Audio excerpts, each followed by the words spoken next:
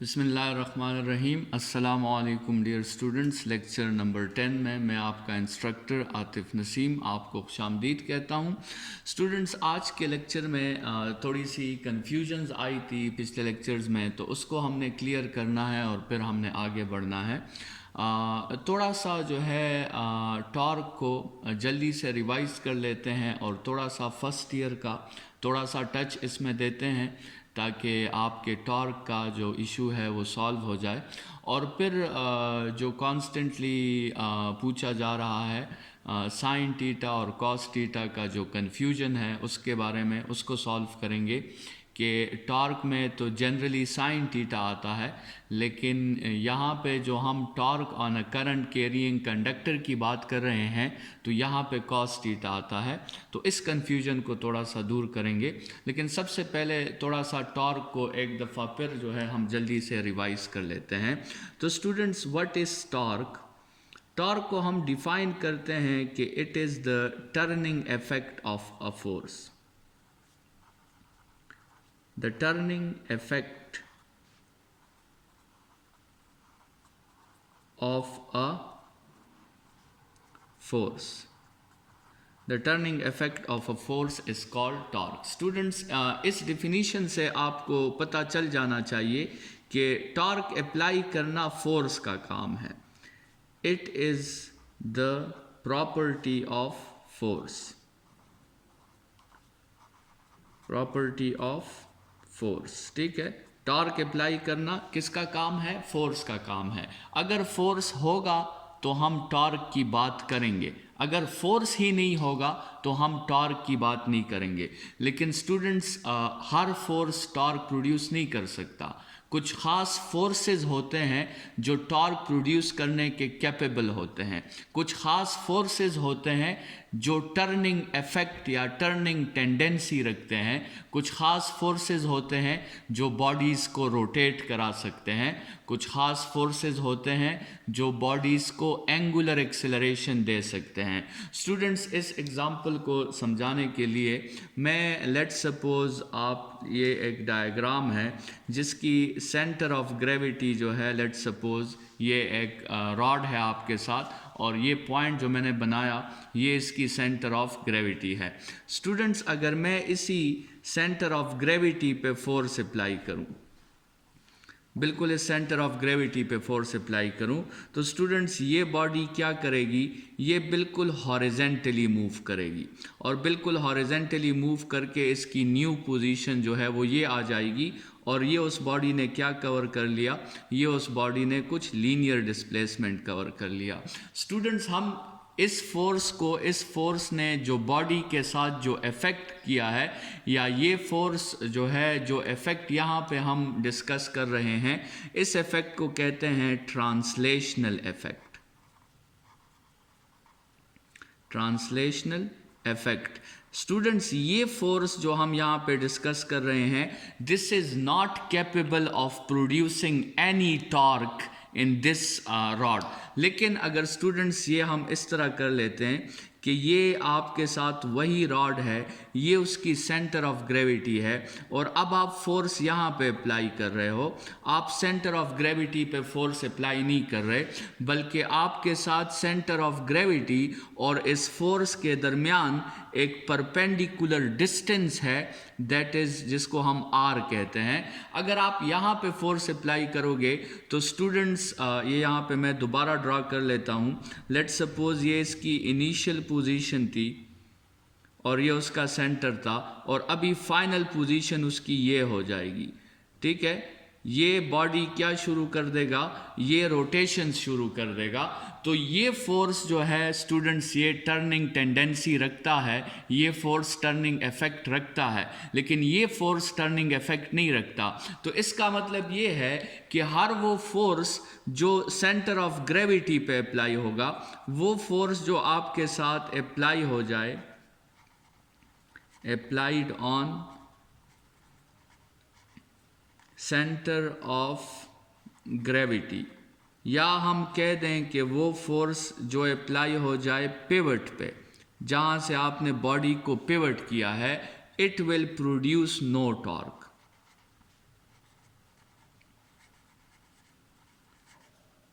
वो कोई torque produce नहीं करेगा।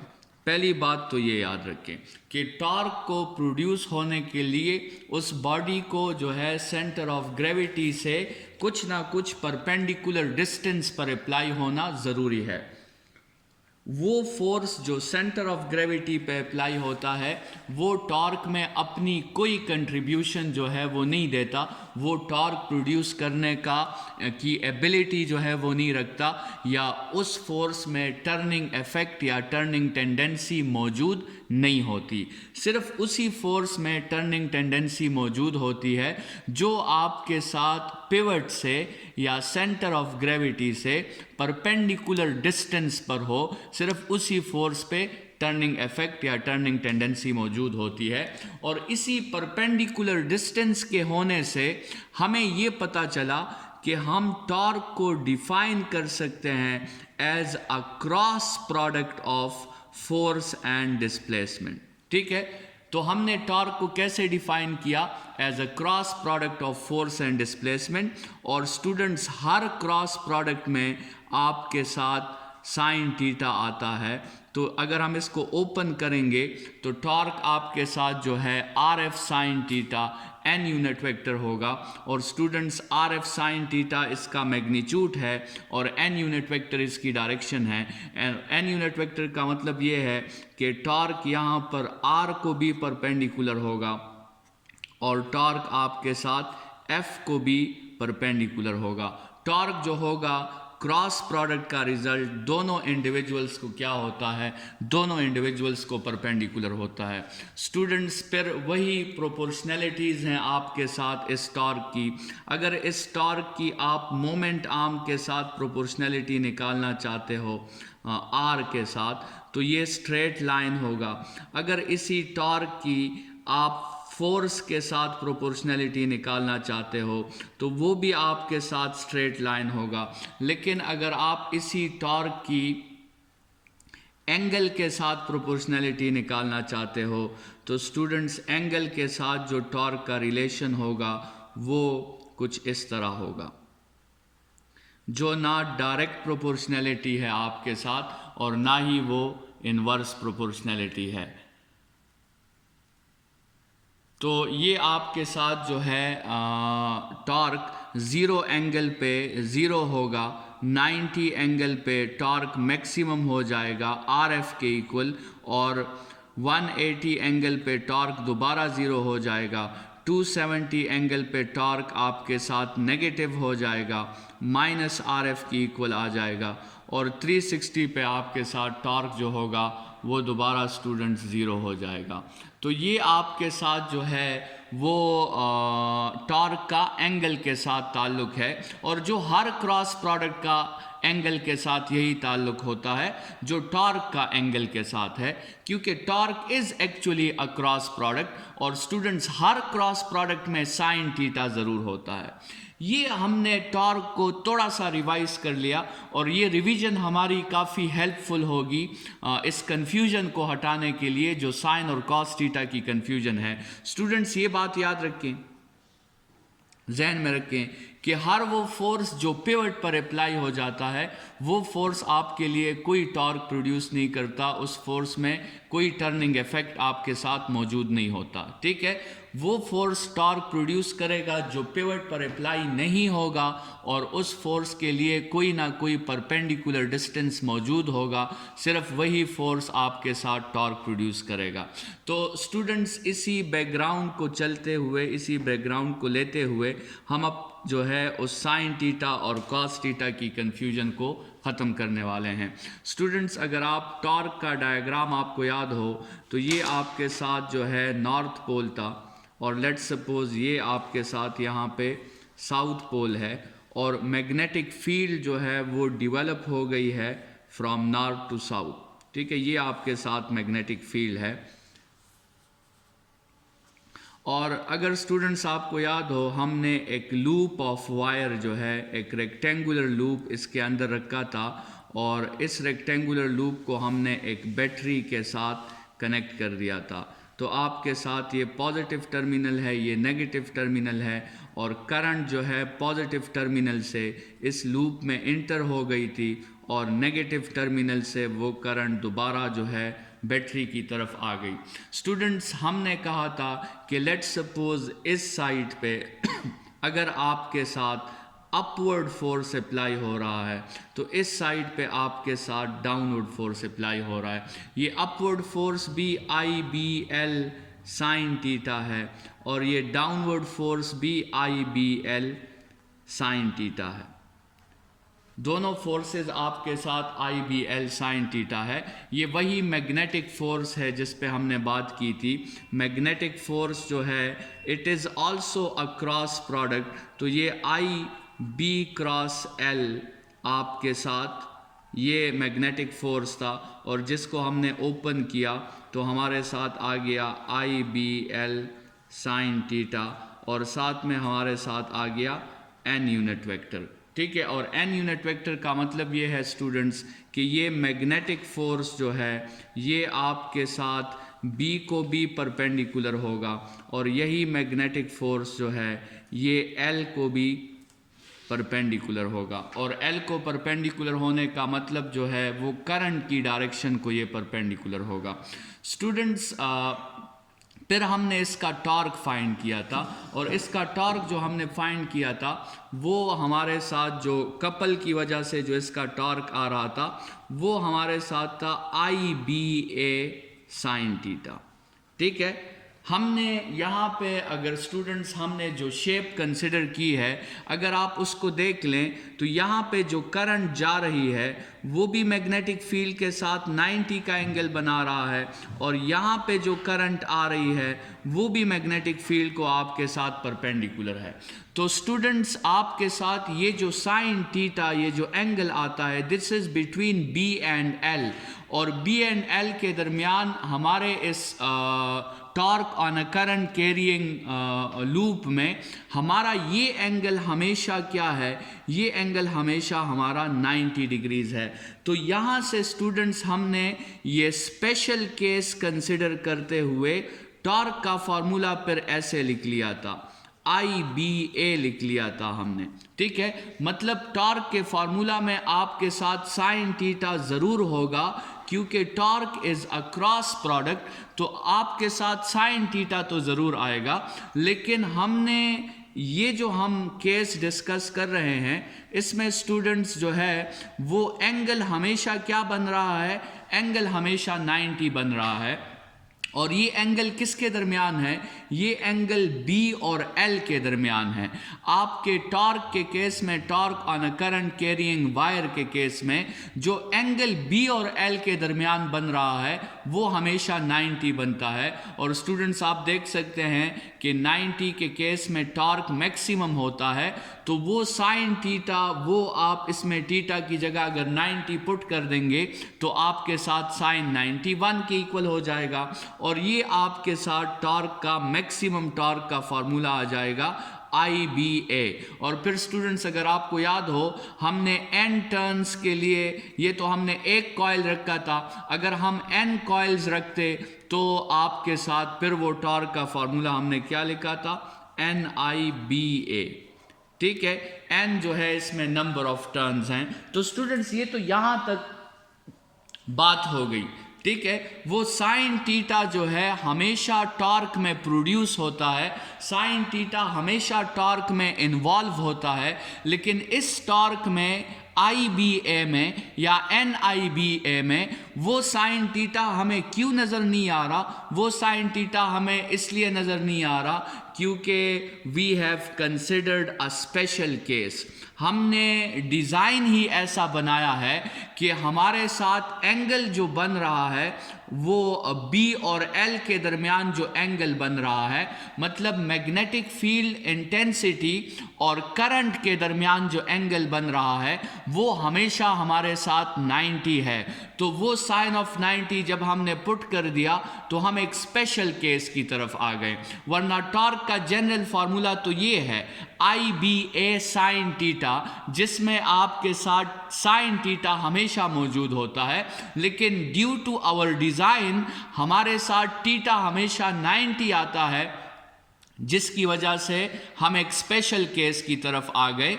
तो स्टूडेंट्स पहला कंफ्यूजन ख़त्म कर लें, साइन थीटा हमेशा टॉर्क में मौजूद होता है, लेकिन due to our design of the topic torque on a current carrying wire, हमने उस डिज़ाइन में B और L को हमेशा परपेंडिकुलर रखा है। स्टूडेंट्स अगर आपको याद हो, जो इस रूल की हमने बात की थी, हमने कहा था कि ये B और L ज़रूरी नहीं कि आपस में परपेंडिकुलर हो, अगर ये परपेंडिकुलर हो तो ये फोर्स मैक्सिमम होगा, लेकिन ये इसका एंगल कोई भी ख़ास एंगल इसका हो सकता है जिसका इफेक्ट इसके मैग्नीट्यूड पे पड़ेगा। तो स्टूडेंट्स पहला मसला आपको क्लियर हो जाना चाहिए कि साइन थीटा जो है it is not present in our formula of torque because we have considered a special case. हमने एक स्पेशल केस कंसिडर कर लिया, वो वैल्यू हमने थीटा में पुट कर दी, इसीलिए हमारे साथ जो फार्मूला है उसमें साइन थीटा इन्वॉल्व नहीं है, क्योंकि वो फार्मूला जो है उसमें साइन थीटा की जगह हमने 1 पुट कर दिया या थीटा की जगह हमने 90 पुट कर दिया। अभी आते हैं एक दूसरे बात की तरफ। स्टूडेंट्स ये पॉइंट जहन में रखें कि वो फोर्स जो सेंटर ऑफ ग्रेविटी पर अप्लाई हो जाए या वो फोर्स जो पिवट पर अप्लाई हो जाए, वो फोर्स टॉर्क प्रोड्यूस नहीं करता।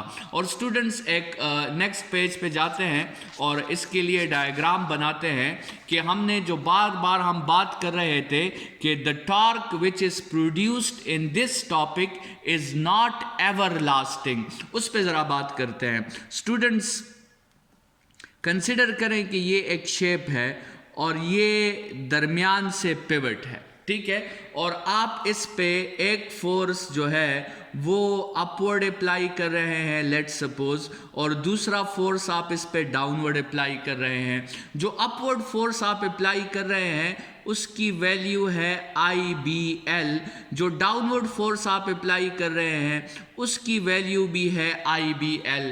तो स्टूडेंट्स ये दोनों फोर्सेस मैग्नीट्यूड में इक्वल हैं, ये दोनों फोर्सेस डायरेक्शन में अपोजिट हैं, और स्टूडेंट्स इन दोनों फोर्सेस का जो लाइन ऑफ एक्शन है वो एक दूसरे को पैरेलल है। ऐसे फोर्सेस जो मैग्नीट्यूड में इक्वल होते हैं, डायरेक्शन में अपोजिट होते हैं और लाइन ऑफ एक्शंस जिनके पैरेलल होते हैं, ऐसे फोर्सेस को स्टूडेंट्स हम कपल फोर्सेस कहते हैं, और कपल फोर्सेस का काम होता है टॉर्क प्रोड्यूस करना। तो स्टूडेंट्स ये फोर्सेस क्या कर लेंगे, ये आपके साथ इस सिस्टम को, इस रॉड को रोटेशंस देंगे और ये इस पे टॉर्क प्रोड्यूस करेंगे। लेकिन स्टूडेंट्स जैसे ये टॉर्क प्रोड्यूस करेंगे और ये रॉड रोटेट होना शुरू हो जाएगा, तो इस रॉड की न्यू पोजीशन पर कुछ ये होगी, ये रॉड हॉरिजेंटल से वर्टिकल की तरफ जो है वो आ जाएगा। और स्टूडेंट्स ऐसे सिचुएशन में आप देखें, ये जो अपवर्ड फोर्स है IBL और जो डाउनवर्ड फोर्स है IBL, स्टूडेंट्स इस सिचुएशन में आप देखें तो आपके साथ ये फोर्स भी पिवट से गुजर रहा है और ये दूसरा फोर्स भी पिवट से गुजर रहा है। मतलब स्टूडेंट्स अब इन दोनों फोर्सेस के जो लाइन ऑफ मोशंस हैं वो एक दूसरे को पैरेलल नहीं रहे, बल्कि वो फोर्सेस कोइंसाइड हो गए हैं, और स्टूडेंट्स ऐसा फोर्स टॉर्क प्रोड्यूस नहीं कर सकता। तो इसका मतलब ये हुआ स्टूडेंट्स कि इस सिचुएशन में आपके साथ टॉर्क जो है वो मैक्सिमम है और इस सिचुएशन में आपके साथ टॉर्क वो ज़ीरो है।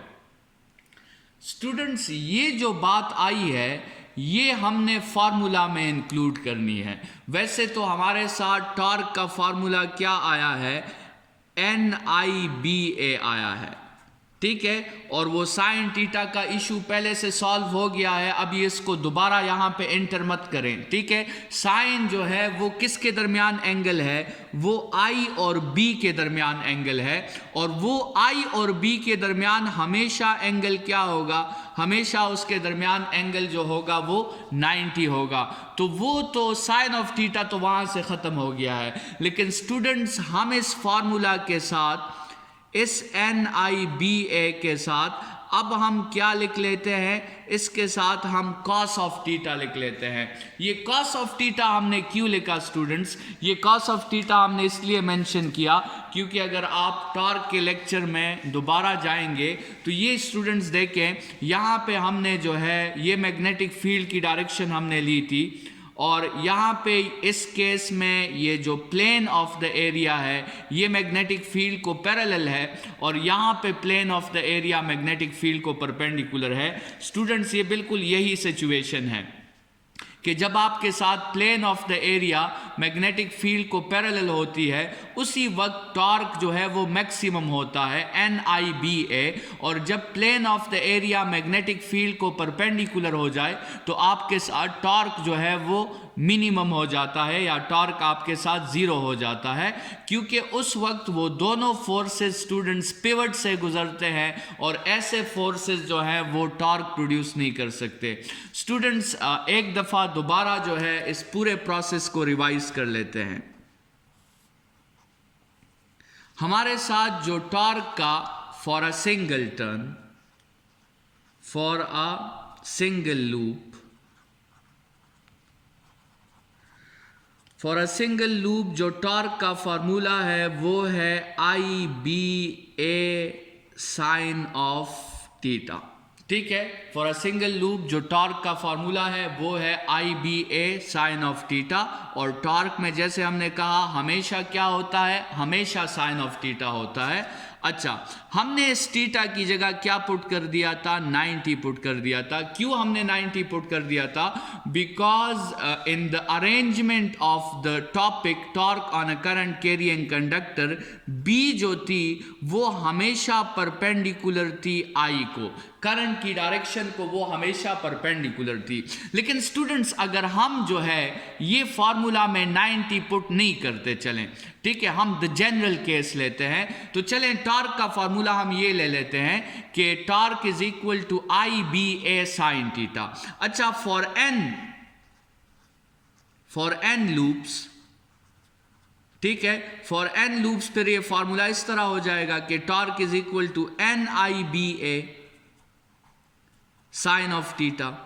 ठीक है स्टूडेंट्स, और यहां भी कंसिडर करें कि हम साइन ऑफ थीटा की जगह 90 पुट नहीं करते। ठीक है, हम द मोस्ट जनरल केस लेते हैं, हम इसमें I और B को परपेंडिकुलर कंसिडर नहीं कर रहे हैं। ठीक है, अच्छा, तो साइन ऑफ थीटा आ जाएगा, लेकिन स्टूडेंट्स ये साइन ऑफ थीटा जो है ये तो इन दोनों के दरमियान एंगल है ना।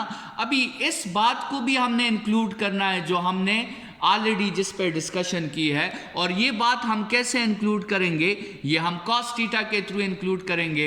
तो ये नॉट एवर लास्टिंग के कंसेप्ट को इंक्लूड करने के लिए जो टॉर्क का आपके साथ जनरल फार्मूला आएगा वो कुछ इस तरह होगा स्टूडेंट्स, अभी आप देखते जाएं, NIBA साइन ऑफ थीटा, और साथ में हम लिख देंगे cos ऑफ बीटा। ठीक है, इसको अभी थीटा नहीं कहते क्योंकि एक दफा थीटा आ गया है। तो ये टॉर्क का स्टूडेंट्स जो है जनरल फार्मूला है। अच्छा, इसमें ये बात याद रखें कि what is theta and what is beta. Students, theta जो आपके साथ है this is the angle between B and L, और L means current direction, current direction. ठीक है, जो हमने स्पेशल केस कंसिडर करते हुए हमने इस एंगल को क्या ले लिया था, 90 ले लिया था, और अगर आप इधर थीटा की जगह 90 पुट कर देंगे तो साइन ऑफ 90 1 के इक्वल हो जाएगा। और स्टूडेंट्स, बीटा क्या चीज है, beta is the angle between plane of area and B. ठीक है, प्लेन ऑफ एरिया और बी के दरमियान जो एंगल है स्टूडेंट्स वो बीटा है। जैसे यहाँ पे उस पिछले लेक्चर में हमने बात की थी कि यहाँ पे एंगल आपके साथ 0 है तो आपके साथ टॉर्क मैक्सिमम है, और जब एंगल आपके साथ 90 हो गया तो उस वक्त आपके साथ टॉर्क 0 हो गया। तो स्टूडेंट्स दो ओरिएंटेशंस यहाँ पे इन्वॉल्व हो गई हैं। एक तो करंट और मैग्नेटिक फील्ड के दरमियान एंगल है, और दूसरा एरिया और मैग्नेटिक फील्ड के दरमियान एंगल है।